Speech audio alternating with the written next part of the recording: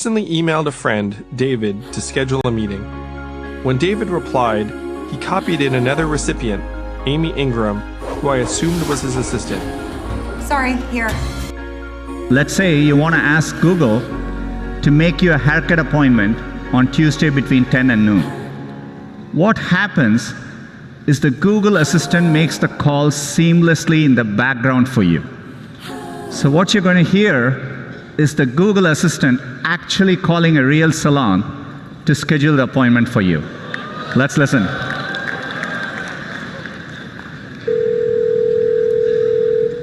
how can I help you? Hi, I'm calling to book a women's haircut for a client. I'm looking for something on May 3rd. Sure, give me 1 second. Sure, what time are you looking for around? Do you have anything between 10 a.m. and 12 p.m.? Depending on what service she would like. What service is she looking for? Just a woman's haircut for now. Okay, we have a 10 o'clock. 10 a.m. is fine. Okay, what's her first name? The first name is Lisa. Okay, perfect. So I will see Lisa at 10 o'clock on May 3rd. Okay, great. Thanks. Great. Have a great day. Bye. The rise of the machine that makes human work obsolete has long been thought to be science fiction. Only days later did I register that, quote, Amy Ingram was a chatbot, an artificially intelligent assistant that schedules meetings. Of course, assistants do more than schedule meetings, but increasingly all of these tasks are going to be the domain of cloud-based artificial intelligence. Many Americans are in danger of losing their jobs right now due to automation. Not in 10 or 15 years, right now. Information technology grows exponentially. It's coming from within our civilization, and the whole point of it is to extend our reach. Ever since we picked up a stick to reach a higher branch, we've used our tools to extend our reach. We can now already extend our reach mentally. I can take out a device from my pocket and access all of human knowledge with a few keystrokes. The power of computers, our understanding of the human brain, the spatial resolution of brain scanning.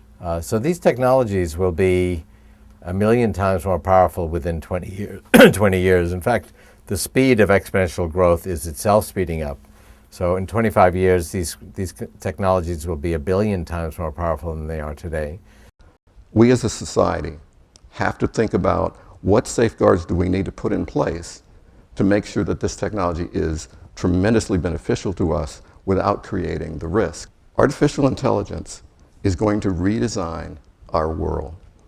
It's going to have economic impacts, and it's going to have effects on the human condition that we currently cannot predict.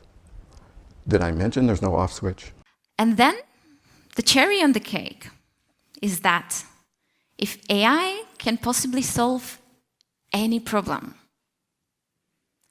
do you think it can solve the problem of solving problems?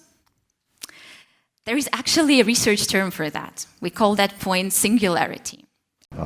What we want to be able to do is develop systems that are open enough, transparent enough that human judgment, human imagination, creativity are still intruding, are still active, but a lot of the routine stuff is happening day to day. And in some ways, that's just analogous to, how we use calculators, right?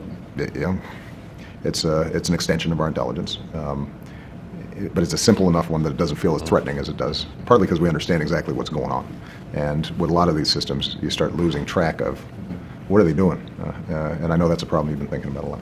For us to be successful in these areas, we really have to think through the economic implications, because most people aren't spending a lot of time right now worrying about singularity. They are worrying about, is my job going to be replaced by a machine? It also is probably the better way of thinking about it for our economy and jobs, because people worry that, are we going to get into a situation where a machine's just doing everything? How far along the path to artificial intelligence do you think we are? The primitive forms of artificial intelligence we already have proved very useful, but I think the development of full artificial intelligence could spell the end of the human race. Once humans develop artificial intelligence, it would take off on its own and redesign itself at an ever-increasing rate. Humans, who are limited by slow biological evolution, couldn't compete and would be